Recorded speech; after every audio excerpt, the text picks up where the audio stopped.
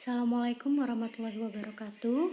Kembali lagi kita belajar bahasa Indonesia bersama Bu Aurora Vandajayanti. Kita kembali ke bagian teks laporan hasil observasi. Nah, kalian sudah paham belum dengan materi yang kemarin? Semoga penjelasan dari Bu Aurora yang kemarin itu bisa membuat kalian mengerti apa sih teks laporan hasil observasi. Nah, kali ini kita merunut pada bagian-bagian dari teks laporan hasil observasi. Yang pertama ada definisi umum. Ini kelanjutan yang kemarin ya. Kalau definisi umum merupakan pembukaan yang berisi pengertian mengenai sesuatu yang dibahas dalam teks. Jadi definisi umum ini bagian umumnya saja. Bagian yang pembuka atau mengawali dari sebuah teks. Kemudian definisi bagian. Nah, pada bagian definisi bagian ini penjelasannya itu lebih rinci, lebih kepada informasi-informasi apa sih yang mau disampaikan dalam teks laporan hasil observasi. Kemudian definisi manfaat. Definisi manfaat ini merupakan bagian yang menjelaskan manfaat dari sesuatu yang dilaporkan. Biasanya untuk benda mati, sementara itu untuk mendefinisikan benda hidup. Definisi yang digunakan adalah definisi perilaku. Kemudian yang terakhir adalah bagian penutup. Penutup ini bisa berisi simpulan dari laporan hasil observasi. Mari kita lihat contohnya sebentar ya. Nah, ini dia contoh dari laporan hasil observasi bunga anggrek bulan. Yang pertama ada definisi umum. Kita baca ya paragraf pertama. Anggrek bulan atau Phalaenopsis amabilis adalah tanaman indah masuk dalam salah satu suku tumbuhan berbunga terbanyak yang juga ditetapkan sebagai puspa pesona Indonesia yang berasal dari genus Phalaenopsis. Jadi di definisi bagian umum ini kita mendapatkan penjelasan secara umum apa sih bunga anggrek bulan itu, dari mana asalnya, seperti itu. Kemudian kita masuk pada bagian definisi bagian.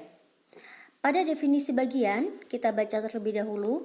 Anggrek bulan merupakan jenis anggrek Occideaceae yang mempunyai ciri khas kelopak bunga yang lebar. Anggrek ini berasal dari Asia Tenggara yang dapat ditemukan di seluruh dunia kecuali di benua Antartika. Anggrek bulan pertama ditemukan di Maluku dan termasuk tumbuhan epifit. Nah, tadi kan kita sudah membaca apa sih anggrek bulan secara umum. Kemudian diperinci lagi di bagian definisi bagian bahwa anggrek bulan ini ciri khasnya dari daerah mana. Itu lebih rinci dari yang paragraf pertama. Kemudian selanjutnya adalah definisi manfaat. Jadi anggrek bulan ini dimanfaatkan untuk apa? Di sini dijelaskan bahwa anggrek bulan banyak dimanfaatkan untuk tanaman hias karena keindahannya. Mudah dirawat dibandingkan dengan jenis bunga lain seperti dahlia, melati, mawar, dan sebagainya. Jadi ini definisi manfaat, isinya adalah apa yang bisa dimanfaatkan dari anggrek bulan. Kemudian definisi penutup. Penutup ini bisa berupa kesimpulan. Kesimpulannya di sini adalah kita baca terlebih dahulu. Cara budidaya anggrek bulan termasuk mudah hanya dengan menyetek dan penyebaran biji.